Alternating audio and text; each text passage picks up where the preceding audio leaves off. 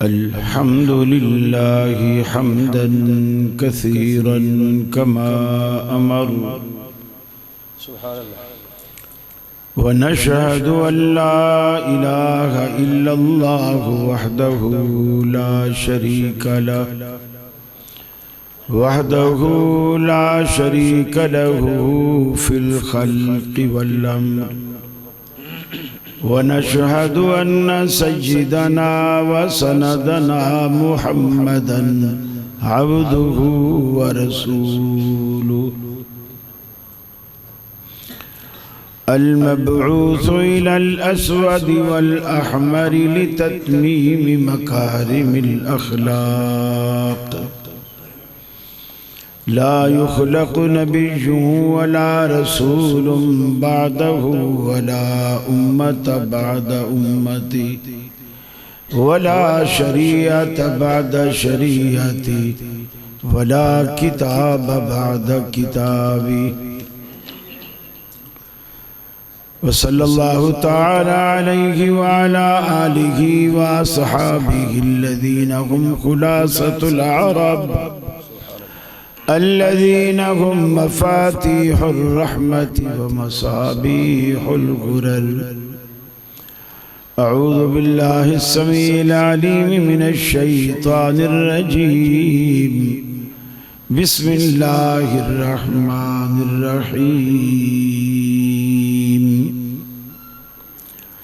إن الذين يغضون أصواتهم عند رسول الله أولئك الذين امتحن الله قلوبهم للتقوى لهم مغفرة وأجر عظيم.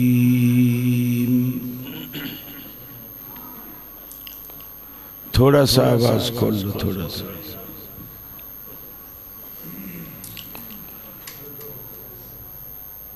مجھے انتظامیہ کی طرف سے حکم ملا ہے کہ عظمت صحابہ کے حوالے سے کچھ باتیں آپ کے گوش گزار کی جائیں. مجھ سے ماقبل آپ نے استاذ العلماء حضرت علامہ عبدالرحمن شاہین حافظہ اللہ کے پرمغز دلائل کی روشنی میں صراط مستقیم کی نشاندہی ایک خاص زاویے سے آپ نے الحمدللہ سمجھی. اللہ ہمیں عمل کی توفیق عطا فرمائے.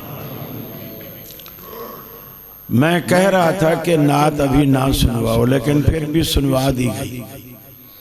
اور یہ کسی کو نہیں پتا، بس سر پہ مرتے ہیں. پنجاب کے جتنے لوگ سر پہ مرتے ہیں، یہ نہیں دیکھتے کہ یہ کہہ کیا رہا ہے. مجھے بتائیے، والضحیٰ سے مراد رسول اللہ کا چہرہ، واللیل سے مراد رسول اللہ کی زلفیں، یہ دنیا کے کس مفسر نے یہ تفسیر کی؟ کس مفسر نے کی کہ واللیل سے مراد رسول اللہ کی زلفیں ہیں اور والضحیٰ سے مراد رسول اللہ کا مکھڑا ہے؟ کیا فرق ہے؟ جیسے شیخ کہہ رہے تھے بریلویوں میں اور آپ میں نام کا فرق ہے. کیا فرق ہے؟ جھوٹ وہ بھی بولتے ہیں، جھوٹ آپ بھی بولتے ہیں. کیا فرق ہے اور کس بات کا فرق ہے؟ صرف یہ کہنا کہ ہم قرآن و سنت کے ماننے والے ہیں، یہ کہنا کافی نہیں. بنتے ہو وفادار، وفا کر کے دکھاؤ. کہنے کی وفا اور ہے، کرنے کی وفا اور. ہم صرف کہتے ہیں کچھ بھی نہیں. اللہ کے بندو، اب جو جس کی نعتیں ٹی وی پہ سنی یاد کر لی، آواز اچھی ہے، آج ہی تو بھی سنا لے، تو بھی سنا لے. پہلے سنو تو صحیح وہ لفظ کیا ہے. اسی طرح کسی جگہ میں شہر میں گیا پنجاب میں، وہ ایک نظم بڑی چلی ہوئی ہے، وہ ناصر مدنی بھی بڑی پڑھتا ہے. وہ ہے جی ماں کی. اب اس میں بچہ میرے سامنے کھڑا کر دیا، بچہ سنا رہا ہے، وہ پوری نظم تو مجھے یاد نہیں ہے، کچھ اس طرح کے الفاظ بھی اس میں ہیں کہ اگر میرا مشورہ مانے بندیا تو ماں دے بنر تو پہلے مر جانے۔ میں نے کہا تو خودکشی کرنے کا مشورہ دے رہا دے کہ ماں کے مرنے سے پہلے تو مری۔ اور دوسری بات، اگر بچہ پہلے مرے گا تو دکھ کس کو ہوگا؟ ماں کو۔ نظم تو ماں کی بیان کر رہا ہے اور دکھی بھی ماں کو کر رہا ہے۔ کیسا فلسفہ ہے؟ بس لوگ ہیں پرچیاں بھیجیں گے، وہ ماں والی سنا۔ اللہ کے بندے لفظوں پہ غور کیا کریں، کہنے والا کہے کیا رہا، صرف یہ نہیں بس اس نے سر نکالی سبحان اللہ، ادھر سے سبحان اللہ، وہ بھی کہتے وہاں سے آواز نہیں آئی، وہاں سے آواز نہیں آئی، بولو سبحان اللہ۔ نہیں میرے ان پروگراموں کا مقصد ہماری اپنی اصلاح ہے۔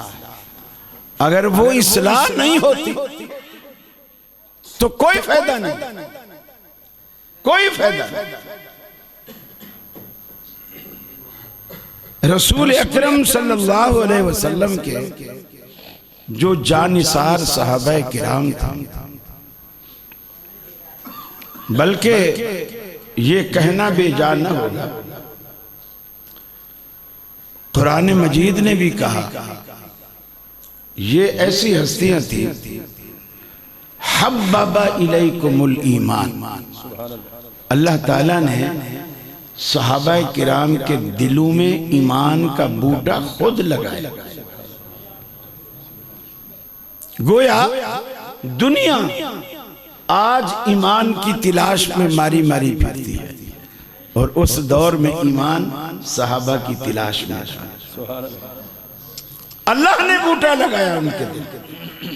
زینہ فی قلوبکم وکرہ الیکم الکفر والفسوق والعصیان، اللہ کہتا ہے کہ تمہارے دلوں میں ایمان کا بیج بونے کے بعد اس کی آبیاری، اس کی تزئین و آرائش وہ بھی ہم کرتے رہے، اور ایک تجربہ کار کامیاب کسان کی طرح جب وہ گوڈی کرتا ہے تو اپنا لگایا ہوا پودا چھوڑتا ہے، باقی جو اس کے آس پاس خضر و بوٹیاں ہوتی ہیں اس کو کھرپے سے نکال کے پھینکتا ہے تاکہ زمین کی انرجی ضائع نہ ہو، اور جو بوٹا میں نے لگایا ہے ساری انرجی اس کے لیے محفوظ رہے۔ اللہ کہتا ہے جب صحابہ کے دلوں میں نے ایمان کا بیج بو دیا تو کر رہا الیکم الکفر والفسوق والعصیان، کفر جیسی خضر و بوٹی، فسق و فجور جیسی خضر و بوٹی، نافرمانی جیسی خضر و بوٹیاں ہم نے ایمان کے صحابہ کے دلوں میں پنپنے ہی نہیں دی، جڑ سے نکال کے۔ پھر کس کو جرأت ہے جو صحابہ کے ایمان میں شک کرے؟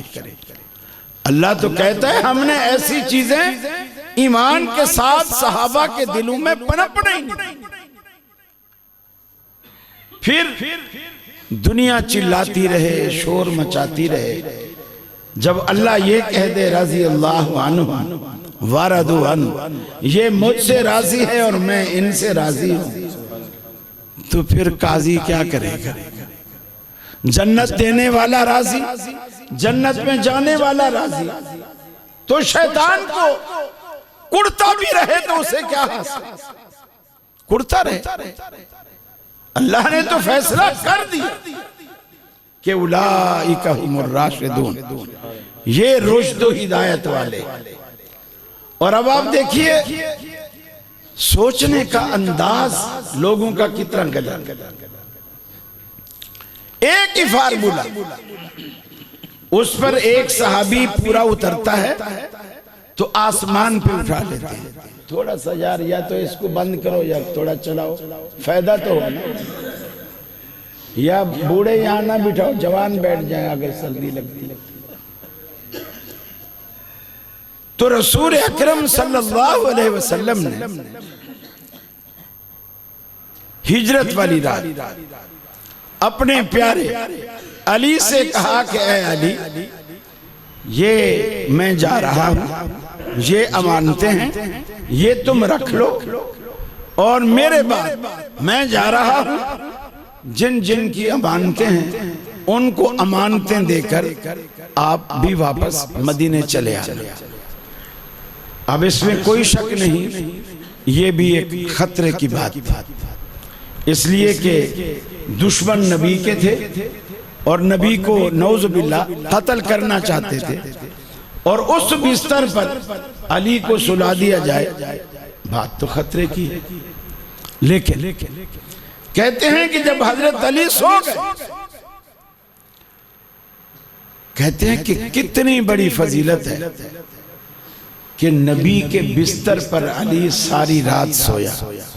ہم بھی مانتے ہیں یہ بڑی فضیلت کہ نبی کے بستر پر علی ساری رات سوئے، بڑی فضیلت۔ لیکن یارو یہ بھی تو مانو کہ اس بستر پر عائشہ ساری زندگی سوئی، اس کی کوئی فضیلت نہیں، اس کا کوئی مقام نہیں۔ علی ایک رات سوئے تو وہ تو شانہ والا ہو جائے، اور عائشہ جوانی میں قدم رکھتے ہی نبی کے گھر آئیں اور اس بستر پہ سوئی ہمیشہ، اس کی کوئی فضیلت نہیں۔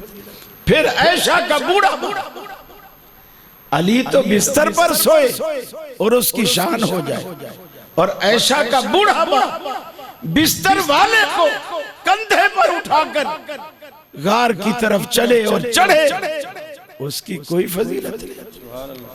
جس نے بستر والے کو کندھے پر بٹھایا، انصاف تو کرو یارو، انصاف تو کرو۔ ایک ہی فارمولا، اس فارمولے سے ایک کو چڑھانا اور ایک کو گرانا۔ پھر آپ دیکھیے ابو بکر معمولی ہستی نہیں ہے، رسول اکرم صلی اللہ علیہ وسلم بیمار ہے، اور یہ بالکل آپ کی بیماری کے آخری دن، آخری دن صحابہ جمع، خاص کر اہل بیت جمع، حضرت عباس جمع موجود ہے، حضرت علی موجود ہے، حضرت علی کے بھائی عقیل موجود ہے، فضیل موجود ہے، یہ اہل بیت کے لوگ موجود ہیں۔ صحابہ نے آپ کو آ کر اطلاع دی، اللہ کے رسول مسجد نبوی صحابہ سے بھری پڑی ہے، آپ کی امامت کی منتظر ہے۔ آپ نے اٹھنے کی کوشش کی، لیکن محسوس کیا کہ میں نہیں اٹھ پا رہا۔ صحابہ نے ٹھنڈے پانی کے مشکیزیں ڈالے، آپ کو ہوش آئی، لیکن پھر اٹھنے کی کوشش کی، پاؤں لڑکھڑانے لگے، آپ چارپائی پہ پھر گر گئے۔ کچھ دیر گزر گئی، صحابہ نے پھر عرض کی، اللہ کے رسول صحابہ مسجد نبوی میں انتظار کر رہے ہیں، آپ کی امامت کے منتظر ہیں۔ اب آپ نے فرمایا مرو ابا بکر فلیصلی بالناس، ابو بکر سے کہو لوگوں کی امامت کرائے۔ علی موجود ہے، آج تو بڑے دھڑلے سے کہہ دیا جاتا ہے کہ میاں ان لوگوں نے علی سے خلافت چھینی، ابھی تو نبی گھر میں ہے، علی موجود ہے، چچا عباس موجود ہے، عقیل موجود ہیں، فضیل موجود ہیں۔ لیکن کوئی ایک بولا کہ اللہ کے رسول اہل بیت موجود ہیں، آپ غیروں سے کہہ رہے ہیں کہ امامت کرائیں۔ مرو ابا بکر فلیصلی بالناس۔ آپ کی لاڈلی بیوی سیدہ عائشہ بولی، حالانکہ باپ کے بارے میں حکم تھا نا، حضرت عائشہ بولی اللہ کے رسول میرے ابا بڑے نرم دل ہیں، اور وہ اس صدمے کو برداشت نہیں کر سکیں. مصلی پر جب آپ کی عدم موجودگی میں کھڑے ہوں گے، روتے رہیں گے، نماز پڑھا ہی نہیں سکیں گے. آپ کسی اور سے کہہ دیجئے. میں کہتا ہوں سچی بات کہ یہ بات عائشہ نے کہی نہیں، اللہ نے کہلوائی تاکہ بات پکی ہو جائے کہ آج فیصلہ ہو گیا. نبی کے بعد جب بھی مصلی خالی ہوگا اس کا پہلا حقدار ابو بکر. آپ نے دوبارہ حکم کیا مرو ابا بکر فلیصلی بالناس. ابو بکر سے کہو کہ لوگوں کو نماز پڑھائے. تیسری بار ہوا کہ اللہ کے رسول کسی اور سے کہی. آپ نے فرمایا لا ينبغي لأحد ان يكون فيهم ابو بکر ان يؤمهم غیرہ. کسی قوم کے لیے یہ جائز ہی نہیں ہے کہ ان میں ابو بکر موجود ہو اور پھر ان کی امامت کوئی اور کرے. لوگ کیوں بھول جاتے ہیں؟ کیوں بھول جاتے ہیں؟ پھر دنیا میں شاید ہی کچھ مسائل ایسے ہوں انگلیوں پر گنے جانے والے جو رسول اللہ صلی اللہ علیہ وسلم کی تینوں سنتوں سے ثابت. تینوں سنتوں سے، قولی سے، فعلی سے اور تقریری سے. ابو بکر کی امامت ان تینوں سنتوں سے ثابت. ایک قولی سنت کہ آپ نے حکم کیا ابو بکر سے کہو لوگوں کو نماز پڑھا. یہ قولی سنت سے یہ بات ثابت ہو گئی. فعلی سنت، اگلے دن ابو بکر نماز پڑھا رہے، صحابہ پیچھے پڑھ رہے. یارو علی بھی پیچھے ہیں، عمر بھی پیچھے ہیں، عباس پیچھے ہیں، اہل بیت کے سارے لوگ پیچھے. نبی کریم صلی اللہ علیہ وسلم کو لایا گیا. ابو بکر کو آپ کی خوشبو محسوس ہوئی، ہٹنے لگے. آپ نے روکا. ابو بکر اپنی جگہ پر رکے رہو. آپ آئے ابو بکر کے بائیں طرف. جس طرف جب دو بندے امامت کرائیں، دو بندے جماعت کرائیں تو جو بائیں طرف والا ہوگا وہ امام ہو اور دائیں والا مقتدی ہو. اللہ کے رسول ابو بکر صدیق کی بائیں طرف آ کر کے بیٹھ گئے. چونکہ آپ کھڑے ہونے کی طاقت نہیں رکھتے تھے، آپ بیٹھ گئے اور پوری نماز اس طرح ادا ہوئی گویا آپ ابو بکر کے امام تھے اور ابو بکر مقتدیوں کے امام تھے. آپ نے عملی طور پر ابو بکر کے ساتھ بیٹھ کر دنیا کو یہ بات منوائی کہ میرے ہوتے ہوئے ابو بکر تمہارا امام ہے. آپ نے اسے فعلی سنت سے ثابت کیا، تقریری سنت سے. ایک دن یہ بالکل آپ کی زندگی کا آخری دن. اس کے بعد صحابہ نے آپ کا رخ انور پر زندگی بھر نہیں دیکھا. فجر کی نماز ابو بکر پڑھا رہے. فجر کی نماز اللہ کے رسول کو تھوڑا تکلیف میں افاقہ ہوا. آپ اٹھے چار. حضرت عائشہ کے حجرے والی وہ کھڑکی جس سے آپ اکثر مسجد میں امامت کے لیے آیا کرتے تھے، اس کھڑکی میں پردہ لٹکا ہوا.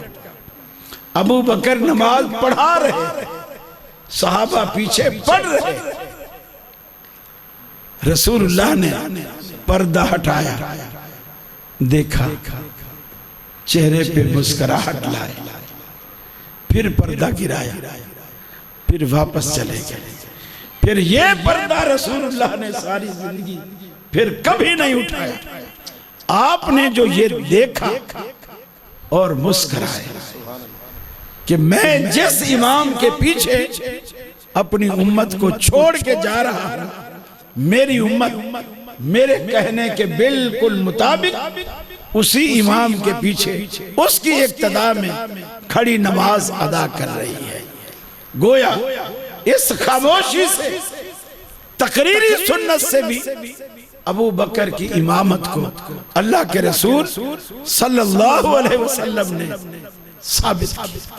پھر آپ نے فرمایا دنیا میں جس کے بھی مجھ پر احسان تھا، جس نے بھی مجھ پہ احسان کیا کسی حوالے سے، میں سب کے احسانوں کا بدلہ دے چکا ہوں۔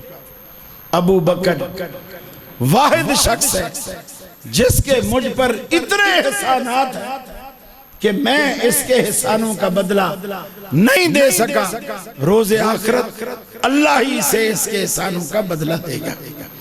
تو ابو بکر کے وہ احسانات ہیں جسے اللہ کا رسول مانتا ہے کہ ابو بکر کے مجھ پہ احسانات ہیں، اور پھر بندہ اس ہستی کے بارے میں کہے کہ مجھے نعوذ باللہ ان کے ایمان میں شک۔ ابو بکر صدیق نے ایک دن پوچھا اللہ کے رسول آپ جو فرماتے ہیں جنت کے 8 دروازے ہیں، کسی میں سے حج زیادہ کرنے والے جائیں گے، کسی میں سے نمازیں زیادہ پڑھنے والے جائیں گے، کسی میں سے صدقہ خیرات زیادہ کرنے والے جائیں گے، لیکن اللہ کے حبیب کوئی ایسا بھی خوش نصیب ہے جسے جنت کے 8 دروازے بلائیں اور کہیں کہ تو مجھ سے داخل ہو جا۔ آپ نے فرمایا انت منہم یا صدیق، اے صدیق مجھے اللہ کی ذات سے امید ہے تو ہی وہ شخص ہے جسے جنت کے 8 دروازے بلائیں گے۔ حالانکہ جانا تو کسی بندے نے ایک ہی دروازے سے ہوتا ہے، لیکن یہ ایسے ہی بات ہے جیسے آپ کسی جگری یار سے کہتے ہیں ارے یار تو کیا مجھ سے ٹائم پوچھتا ہے، جب چاہے تیرا دل چاہے آ، ہمارے گھر کے سارے دروازے تیرے لیے کھلے۔ جنت کو اللہ نے ابو بکر کے آگے ایسے کھول کے رکھتے، جنت کے 8 دروازے کھلے، ابو بکر جب تیرا جی چاہے آ۔ اللہ کے حبیب نے یہ شان بیان، یہ مقام بیان، یہ مرتبہ بیان۔ میرے بھائیوں، صحابہ کرام کے بارے میں بغض رکھنا، عداوت رکھنا، کینہ رکھنا یہ حرام ہے۔ اللہ کے رسول نے فرمایا اللہ اللہ فی صحابی، میرے صحابہ کے بارے میں اللہ سے ڈرو، اللہ سے ڈرو۔ جس نے ان سے بغض رکھا اس نے مجھ سے بغض رکھا، جس نے ان سے محبت کی اس نے مجھ سے محبت کی۔ لہذا صحابہ کرام کے بارے میں کبھی بد زبانی نہیں ہونی چاہیے۔ حالانکہ حضرت علی ہوں، اہل بیت کے دیگر لوگ، ان کی آپس میں رشتہ داریاں، آپس میں محبتیں، اس کا یہ عالم تھا کہ ایک دوسرے سے رشتہ داریاں کرتے، شیر و شکر تھے۔ لیکن آج بدبختوں کو دیکھو، ان کو ایسے لڑتا ہوا دکھاتے ہیں کہ جی ایک دوسرے کے یہ جانی دشمن، کہانیاں گھڑی گئی۔ جی حضرت عمر نے جا کر ایسا دروازہ گرایا نعوذ باللہ حضرت فاطمہ پر، اور ان کے حمل تھا وہ بھی گر گیا، وہ بھی ضائع ہو گیا، اور پھر دروازے کو آگ لگا۔ کہانیاں، بنائی ہوئی کہانیاں، گھڑی ہوئی کہانیاں جن میں کچھ بھی حقیقت نہیں۔ مجھے بتائیے ایمانداری سے بتاؤ، حضرت عمر نے جی دروازہ بجایا، کھٹکھٹایا، اندر علی موجود ہیں۔ اب آپ، حالانکہ سچی بات ہے ہمارا تو نہ وہ مرتبہ، نہ وہ مقام، نہ وہ شان، آپ گھر میں موجود ہو اور آپ کی بیوی بھی موجود ہو، باہر کوئی دروازے پر دستک دے، آپ کو آواز دے، تو آپ دروازے پہ جاؤ گے یا بیوی کو بھیجو گے؟ کیا کرو گے آپ جائیں گے۔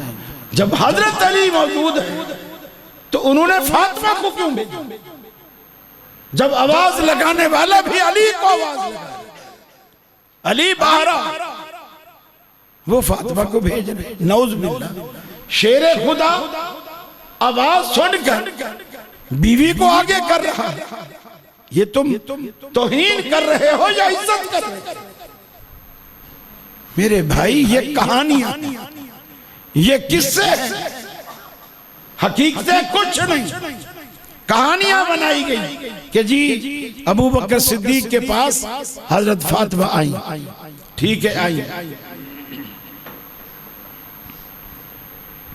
خلافت ملنے کے بعد آئیں اور آ کر کیا کہا کہ ہمارے ابا کا جو باغ فدق میں حصہ ہے وہ ہمیں دیجیے۔ مجھے بتائیے کہ باپ اگر ترکہ چھوڑتا ہے تو ترکے کی حقدار صرف ایک بیٹی ہوتی ہے یا باقی ورثاء بھی حقدار ہوتا ہے؟ باقی بھی ہوتی ہے، باقی کیوں نہیں ہے؟ آپ کی تو حضرت فاطمہ کا تو چلو علی سر کا تاج موجود تھا، نبی کے جانے کے بعد تو ازواج مطہرات تو ساری دوبارہ نکاح بھی نہیں کر سکتی، ان میں سے بھی نہیں آئی۔ پھر صدیق اکبر نے اتنا کہا بیٹی تمہارے ابا کا فرمان ہے، نبی جو کچھ چھوڑ کے جاتا ہے، جو کچھ چھوڑ کے جاتا ہے وہ صدقہ ہوتا ہے، وہ ترکہ نہیں ہوتا۔ نبی کا اصل جو خزانہ جو چھوڑ کے جاتا ہے وہ علم ہے، وہ دین ہے، وہ شریعت ہے، جس بیس پر کہا جاتا ہے العلماء ورثۃ الانبیاء کہ علماء انبیاء کے وارث۔ اسی اعتبار سے حضرت فاطمہ وہاں سے آئی، حدیث کے الفاظ ہیں کہ پھر ساری زندگی بات نہیں کی۔ اس کا مطلب یہ ہے کہ ساری زندگی دوبارہ اس مسئلے پر کبھی بات نہیں کی، لیکن کہا کیا جاتا ہے جی وہ ایسی ناراض ہو کے گئی، ابو بکر صدیق سے ساری زندگی بولی نہیں۔ کتنا فرق ہے ابو بکر سے ساری زندگی نہ بولنا اور ابو بکر سے دوبارہ وراثت کی بات نہ کرنا، ان دو باتوں میں فرق، دو باتوں میں فرق، لیکن دھوکہ دیا جاتا ہے اور دھوکے سے ساری کہانیاں سنائی جاتی ہے۔ پھر یہ سنانے کے بعد فوراً یہ حدیث سنائی جاتی ہے کہ اللہ کے رسول نے یہ جب سنا دیا، فوراً سنائی جاتی ہے کہ اللہ کے رسول نے فرمایا تھا کہ فاطمہ بضعۃ منی، یہ میرے جگر کا ٹکڑا ہے، جس نے اسے دکھایا اس نے مجھے دکھایا۔ دیکھو ابو بکر نے فاطمہ کو دکھایا، گویا رسول اللہ کو دکھایا۔ اب لوگ کہتے ہیں آگے پتہ نہیں کیا کیا الفاظ، لعنات، یہ وہ سب کچھ کہتے ہیں، دنیا کو یہ بتایا ہی نہیں جاتا کہ اللہ کے رسول نے یہ جملے کہ فاطمہ میرے جگر کا ٹکڑا ہے، جس نے اسے دکھایا اس نے مجھے دکھایا۔ رسول اللہ نے یہ الفاظ کب اور کس کو کہے تھے، کب کہے تھے اور کس کو؟ اگر آج تک آپ کے ذاکروں نے نہیں بتائے تو آؤ اہل حدیث علماء سے سنو، ہم تمہیں بتاتے ہیں۔ نبی کریم گھر میں بیٹھے تھے، فاطمہ روتی ہوئی آئی، فاطمہ روتی ہوئی آئی اور آ کر کے کہا ابا جی اے اللہ کے رسول، آپ کے چچا کا بیٹا یعنی علی، آپ کے چچا کا بیٹا ابو جہل کی بیٹی کے ساتھ شادی کرنا چاہتا ہے۔ رسول اللہ صلی اللہ علیہ وسلم اٹھے، حدیث کے الفاظ ہیں اتنے غصے میں اٹھے، وہ جو کندھے پر چادر رکھتے تھے وہ چادر بھی پیچھے گھسکتی ہوئی آئی اور زمین پہ گھسکتی ہوئی چادر جا رہی ہے، اور آپ گئے علی کے پاس، فرمایا علی سن لے، میں نے سنا ہے تو ابو جہل کی بیٹی کے ساتھ شادی کرنا چاہتا ہے، فاطمہ میرے جگر کا ٹکڑا ہے، جس نے اسے دکھایا اس نے مجھے دکھایا، اور سن لے عدو اللہ کی بیٹی اور رسول اللہ کی بیٹی ایک شخص کے نکاح میں جمع نہیں ہو سکتی، وہ اللہ کا دشمن ہے ابو جہل، میں اللہ کا رسول ہوں، تو میری بیٹی کو، اللہ کے دشمن کی بیٹی کو ایک گھر میں اپنے ایک عقد میں جمع کرنا چاہتا ہے۔ اس وقت آپ نے فرمایا تھا فاطمہ میرے جگر کا ٹکڑا ہے، جس نے اسے دکھایا اس نے مجھے دکھایا۔ اب کہاں کی کوڑی کہاں جا کر کے فٹ۔ ابو بکر کا تو اس بات سے تعلق ہی نہیں، کوئی لینا دینا ہی نہیں، ایسے کہانیوں پہ کہانیوں پہ۔ اب حضرت معاویہ رضی اللہ تعالیٰ عنہ کو لیجئے، اس زمانے میں بہت کچھ ہر طرف سے یہ آوازیں آتی ہیں، صدائیں آتی ہیں، حضرت معاویہ ایسا، حضرت معاویہ، چونکہ وہ یزید کا ابا تھا، وہ ایسا، وہ ویسا، وہ ایسا، وہ ویسا۔ اب اس میں ایک یہ بھی حدیث بیان کی جاتی ہے کہ جی رسول اللہ کی نعوذ باللہ من ذالک معاویہ کو بد دعا ہے، کہ آپ نے فرمایا تھا کہ اللہ کرے اس کا کبھی پیٹ ہی نہ بھرے۔ یہ کب کہا تھا کہ جی رسول اللہ نے حضرت انس کو بولا، وہ بچے تھے، ان کو بولا کہ جاؤ معاویہ کو بلا کے لا۔ وہ گئے۔ اب جو کہانی سنائی جاتی ہے وہ یوں سنائی جاتی ہے، وہ گئے، ان کو رسول اللہ کا پیغام دیا، انہوں نے کہا میں نہیں آتا، میں بھی روٹی کھا رہا۔ انہوں نے آ کے رسول اللہ سے کہہ دیا دنیا کو یہ سنایا جائے، حالانکہ ایسا نہیں۔ حدیث کے جو وہ یہ ہیں، انس گئے، معاویہ کو دیکھا، واپس آ کے رسول اللہ سے کہا وہ روٹی کھا رہے۔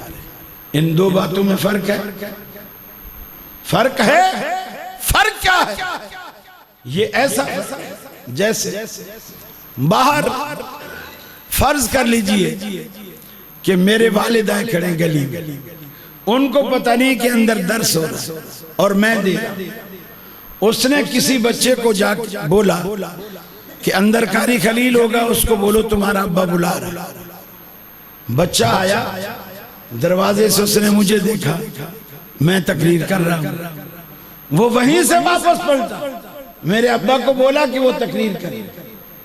اس میں میرا کوئی قصور ہے؟ میرا قصور ہے؟ مجھے پتہ ہی نہیں کہ کوئی مجھے دیکھنے آیا، کوئی مجھے بلانے آیا۔ اس نے تو مجھے دیکھا، مجھے کیا پتا کہ یہ بھی تقریر سننے آیا جس طرح باقی سننے۔ حضرت انس گئے، معاویہ کھانا کھا رہے، ان کو دیکھا، دیکھنے کے بعد رسول اللہ سے کہا کہ وہ کھانا کھا رہے۔ بات تو ٹھیک ہے، لیکن حضرت معاویہ کو پتہ ہی نہیں کہ مجھے بلایا گیا ہے۔ کچھ دیر رکنے کے بعد آپ نے پھر بھیجا، وہی حضرت انس گئے، دیکھا، یا رسول اللہ کھانا کھا رہے۔ اب آپ نے فرمایا معاویہ کا پیٹ کبھی نہ بھرے۔ مجھے بتائیے، حضرت معاویہ نے آنے سے انکار نہیں کیا، ان کو تو بلاوے کا پتہ ہی نہیں، پتہ ہی نہیں۔ اور پھر اللہ کے حبیب نے فرمایا تھا اللہ سے، اے اللہ میں اگر کسی مومن کے حق میں بد دعا بھی کروں تو میری بد دعا کو اس کے حق میں دعا بنا دے، دعا بنا دے۔ کئی طرح کے الزامات لگائے جاتے ہیں کہ جی عمار بن یاسر کے معاملہ تو فیصلہ کن ہوگی، فیصلہ ہو گیا جی اس سے کہ آپ نے مسلم کی حدیث ہے، آپ نے فرمایا تھا عمار تجھے ایک باغی گروہ قتل کرے گا، اور لفظ باغی کو ایسا بتایا جاتا ہے، ایسا بتایا جاتا ہے جیسے یہ کوئی کفر ہے، یہ جیسے کفر ہے لفظ بغاوت۔ اب تجھے ایک باغی گروہ قتل کرے گا، پھر وہ تو انہیں جنت کی طرف بلائے گا، وہ تجھے جہنم کی طرف بلائیں گے۔ اب اس سے یہ فیصلہ ہو گیا، باغی گروہ نعوذ باللہ حضرت معاویہ والا تھا، اور نعوذ باللہ اس سے یہ بھی ثابت ہو گیا وہ جہنم کی طرف بلانے والے اور یہ جنت کی طرف بلانے والے۔ علی کا گروہ جنت کی طرف بلانے والا، ان کا گروہ جہنم کی طرف بلانے والا۔ مجھے بتائیے یہ جو عمار بن یاسر والی یہ حدیث ہے، حضرت علی کو پتہ نہیں تھی؟ پتہ تھی کہ نہیں تھی؟ پتہ تھی۔ جب حضرت علی کو پتہ تھی تو حضرت علی نے یہ جنگ ہوتے ہی، حضرت عمار کے شہید ہوتے ہی یہ اعلان کیوں نہیں کیا کہ لوگوں بس فیصلہ ہو گیا، فیصلہ ہو گیا کہ اللہ کے رسول نے کہا تھا عمار کو باغی جماعت قتل کرے گی، دیکھو عمار ہماری طرف سے لڑتا ہوا مارا گیا ہے، لہٰذا ہم حق والے ہیں اور یہ نہ حق والے ہیں۔ حضرت علی نے ایک دفعہ بھی نہیں کہا ارے جس کے حق میں یہ روایت ہے وہ اپنے حق میں خود نہیں کوٹ کر رہے، تمہیں بڑی پیچس لگی ہوئی، تمہیں بڑی تکلیف ہے۔ ساری زندگی حضرت علی نے کبھی اس روایت کو پیش نہیں کیا کہ آؤ فیصلہ ہو گیا، چونکہ حضرت عمار بن یاسر ہمارے ساتھ، اب یہ باغی جماعت جہنم کی طرف بلانے والی کون سی جماعت ہے؟ یہ وہ خوارج تھے جو دونوں طرف گھسے ہوئے فیصلہ نہیں ہونے دیتے تھے۔ ہمیشہ جب بھی فیصلہ ہونے لگتا یہ خوارج فتنہ پیدا کرتا، یہی جہنم کی طرف بلانے والے۔ اللہ کے رسول نے فرمایا خوارج جہنم کے کتے ہیں، کتے جہنم کے، اور تم نے حضرت معاویہ پہ لا کے اسے فٹ کیا۔ اور بخاری کی وہ روایت کتنے لوگ اس کا انکار کر رہے ہیں آج۔ آپ نے فرمایا اولو جیش من امتی یغزون مدینۃ قیصر مغفور اللہ، اور پہلا لشکر ہے جو سمندری راستے سے سفر کرے گا اس کے بارے میں ہے کہ ان کے لیے جنت واجب ہوگی، اور پہلا لشکر حضرت معاویہ بن ابی سفیان والا ہے، اور دوسرا جو قسطنطنیہ پر حملہ کرنے والا ہے وہ لشکر ہے جس کے سپہ سالار کان یزید بن معاویہ علیہم بارض روم، روم کی سرزمین پر معاویہ حضرت یزید بن معاویہ سپہ سالار تھے فوج کے، جس میں ابو ایوب انصاری اسی جنگ میں شہید ہوئے، ان کی نماز جنازہ یزید بن معاویہ نے پڑھائی۔ مجھے بتاؤ صحابیوں کے جنازے یزید بن معاویہ پڑھائے، وہ زانی، وہ شرابی، وہ کبابی، وہ قاتل، وہ یہ وہ دنیا کی کون سی ایسی گالی ہے جو یزید بن معاویہ کو نہیں دی جاتی، اور تم نے وہ گالیاں ان کو دی۔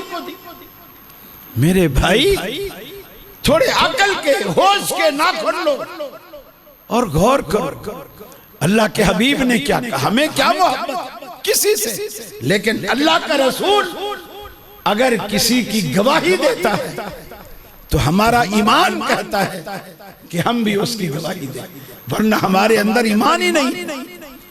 اللہ کے رسول کی گواہی کو اگر ہم تسلیم نہیں کرتے تو پھر ہمارا کیا محبت؟ میرے بھائیو یزید جو ہے یہ بند ہے، بند، اگر اس بند کو نہ باندھا گیا تو یہ سیلابی ریلا معاویہ کیا سارے صحابہ کو بہا لے جائے۔ یہاں تک بند کو باندھو، یہ اہل سنت کا فریضہ ذمہ داری ہے کہ جو جہاں تک تم نبھا سکتے ہو، وفا کر سکتے ہو، صحابہ کے ساتھ وفا کرو بحیثیت مسلم، یہ ہماری ذمہ داری۔ ہم جب تک اپنی ان ذمہ داریوں کو نہیں نبھائیں گے تب تک یہ دلدلاتے پھریں گے، کیا فائدہ ہے ہمارے ایمان کا، ہمارے کلمہ پڑھنے کا؟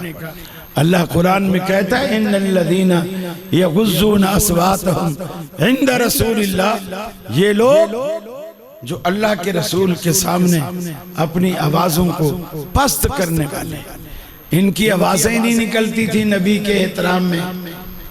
اولئک الذین امتحن اللہ قلوبہم، اللہ نے ان کے دلوں کا امتحان لیا، للتقوی، تقوی کے لیے، اور جب اللہ نے امتحان لیا تو ان کے دلوں میں اللہ کے ڈر کے سوا، نیکی کی رغبت کے سوا، گناہ سے نفرت کے سوا اللہ نے کچھ نہیں پایا. یہی وہ تقویٰ تھا. اور اللہ نے امتحان لینے کے بعد، اور امتحان بھی دل کے امتحان بھی دل والے دیا کرتے ہیں، بھگوڑے نہیں دیتے، دل والے دل کا امتحان دیتے. آج ہمارے بھی امتحان ہوتے ہیں. ہم پنکھوں کے نیچے بیٹھتے ہیں، ٹیبل کرسی پہ بیٹھتے ہیں، آنسر شیٹ ہمارے سامنے ہوتی ہے اور سوال نامہ ہمارے سامنے ہوتا ہے. ہم بڑی ٹھنڈی ہوا میں بیٹھ کر پیپر پڑھتے ہیں، اس کے مطابق جواب حل کرتے ہیں. لیکن صحابہ کے امتحان، دل کے امتحان ایسے نہیں ہوئے. سمیہ کو 2 اونٹوں کے درمیان باندھا گیا، ایک ہاتھ ایک ٹانگ ایک اونٹ کے ساتھ، ایک ہاتھ ایک ٹانگ دوسرے اونٹ کے ساتھ، دونوں کو مخالف سمت دوڑایا گیا اور سنٹر سے جسم کو 2 لخت کر دیا. امتحان اللہ قلوبہم للتقوی. اللہ رب العالمین نے ان کے امتحان لیے. کہنے کو صنف نازک کتنی کمزور ہوتی ہے، لیکن اس سمیہ کے ایمان کو دیکھو. اللہ کی قسم آج 14ویں صدی کے مسلمان اس خاتون کا بھی مقابلہ نہیں کر سکتے. اللہ آپ کو بچیاں دے. بچیوں کے نام اسلام کی پہلی شہیدہ سمیہ کے نام پہ رکھا کرو، اپنی بچیوں کے نام رکھا کرو. لوگ نام رکھنے کے لیے پوچھ رہے ہوتے ہیں غزالہ کے کیا معنی ہے، فلانے کے کیا معنی. بچیوں کو ہرنی بناؤ گے، پھر رشتے کے لیے ہرن ڈھونڈ کے لاؤ گے. ارے صحابہ کرام کی صحابیات کے ناموں پر، پاکیزہ ناموں پر ان کے نام رکھو تاکہ ہماری بچیوں کی زندگیوں میں ان پاک باز ہستیوں کی سیرت کی جھلک نظر آئے. اس لیے کہ ناموں کے بھی اثرات ہوتے ہیں. لوگ کرے ڈال ڈال کے بچوں کے نام رکھ رہے ہیں. ہم نے جی قرآنی نام رکھا ہے. کیا نام رکھا ہے جی؟ زواتا نام رکھا ہے. کیوں رکھا ہے؟ ہم نے قرآن پہ انگلی گھمائی تھی آنکھیں بند کر کے، ایک جگہ انگلی روکی، آنکھ کھولی تو دیکھا وہاں زواتا لکھا ہوا تھا. ہم نے بچی کا نام سورہ رحمان میں زواتا افنا، ہم نے زواتا رکھ لیا. تو میں نے کیا، اگر انگلی ابلیس پہ رک جاتی تو پھر کیا رکھتے؟ پھر کیا رکھتے؟ یہ کس نے نام رکھنے کے طریقے؟ قرآن میں تو فرعون بھی ہے، قرآن میں شیطان بھی ہے، قرآن میں ابلیس بھی، قرآن میں خنزیر بھی. اگر انگلی وہاں رک جاتی پھر کیا نام ہے؟ بلال کو مکہ کے دہکتے انگاروں میں لٹایا گیا، چت لٹایا گیا. کمر سے رسنے والے پانی سے دہکتے انگارے بجھ جاتے تھے. اوپر پتھر کی گردنی چاٹی رکھ دی جاتی تھی کہ یہ تکلیف کی وجہ سے ہل کے اٹھ نہ جائے. وہ پانی رس رس کر ان کوئلوں کو بجھا دیتا تھا. امتحان اللہ قلوبہم للتقوی. اللہ نے ان کے دلوں کا امتحان لیا. خبیب کو سولی پر چڑھایا، چاروں طرف سے نشانہ لگانے والے نشانہ باز کھڑے ہو گئے، تیر برسانے لگے اور خبیب سولی پر چڑھا اور چاروں طرف سے تیروں کی بارش. امتحان اللہ قلوبہم للتقوی. اللہ نے ان ہستیوں کے دلوں کے امتحان لیے. میرے بھائیو، صحابہ بڑی عظیم ہستیاں، بڑی عظیم ہستیاں تھیں. ان کے ایمان میں شک نہ کرو. اس لیے دیکھیے، ایک کفر ہوتا ہے جو بندہ کفر کا کام کرتا ہے، شرک ہوتا ہے جو بندہ شرک والے کام کرتا ہے. لیکن ایک کفر اور شرک یہ بھی ہوتا ہے. اللہ کے رسول نے فرمایا، جب کوئی مفتی کسی پر فتویٰ لگاتا ہے، جب کوئی مفتی کسی پر فتویٰ لگاتا ہے، اگر وہ فتوے کا مستحق ہوتا ہے تو فتویٰ اس کو لگ جاتا ہے. لیکن اگر وہ فتوے کا مستحق نہیں ہوتا تو وہ فتویٰ واپس مفتی پہ لوٹتا ہے. جس نے ابو بکر کو کافر کہا، اللہ کی قسم وہ کفر کے فتوے سے خود نہیں بچ سکتا. اس لیے کہ ابو بکر مومن ہے، نبی کا وفادار ہے، وہ اپنے فتوے سے خود کافر ہے. تو یہ معمولی باتیں نہیں ہیں، بہت بڑی بات ہے۔ میں انتہائی معذرت کے ساتھ میں آپ کو جو سننا چاہتے تھے وہ میں اپنے گلے کی خرابی کی وجہ سے وہ نہیں سنا سکا، لیکن پھر بھی میں نے کوشش کی ہے کہ اللہ تعالیٰ نے چونکہ یہاں بھیجا ہے تو چلو جو کھانا کھایا ہے وہ تو حلال کریں، تو جو مجھ سے ہو سکا میں نے آپ کے سامنے گوش گزار کی ہیں کچھ باتیں۔ امید ہے کہ آپ کو سمجھ میں آئی ہوگی کہ صحابہ کرام کا مرتبہ کیا ہے، شان کیا ہے۔ اللہ سے دعا ہے اللہ رب العالمین ہمارے دلوں میں صحابہ کرام کی محبت پیدا فرمائے، ان کی عظمت پیدا فرمائے، ان کی الفت پیدا فرمائے، اور انہی ہستیوں کے ساتھ روز آخرت ہمارا حشر فرما دے۔ وآخر دعوانا ان الحمدللہ رب العالمین۔ السلام علیکم۔